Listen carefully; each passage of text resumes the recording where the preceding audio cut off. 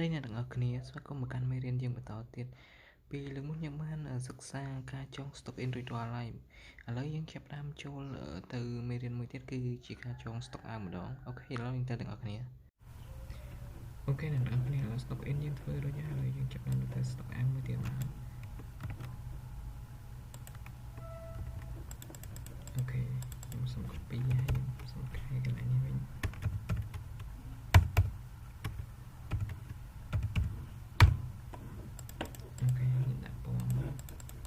អូខេអ្នកនរគ្នា stock in និង stock out គឺយើងចង់ដូចគ្នាយើងប្រើដំណើរដូចគ្នា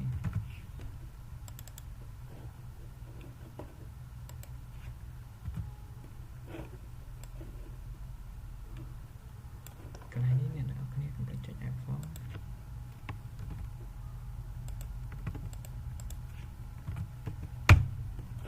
អូខេកន្លែងនេះគឺយើងចង់ដូចគ្នា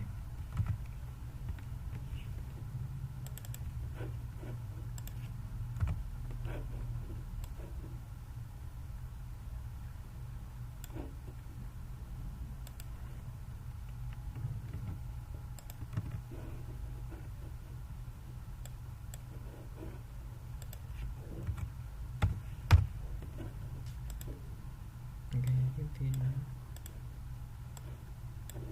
អូខេបន្តមកយើងទៅចង់រូបមន្តមួយទៀតមករូបមន្តទៀតអូខេគ្លីកមកឲ្យយ៉ាជាស្អាតដាក់ស្មាមកស្មាទៅទេក្បៀសទៅទេក្បៀសនេះមកអូខេរួចរាល់នេះយើងចង់ដូចគ្នាដាក់អ៊ីបមួយទៀតមកស្រេចលើនេះស្មាទេក្បៀសទៅទេក្បៀសមកអូខេឥ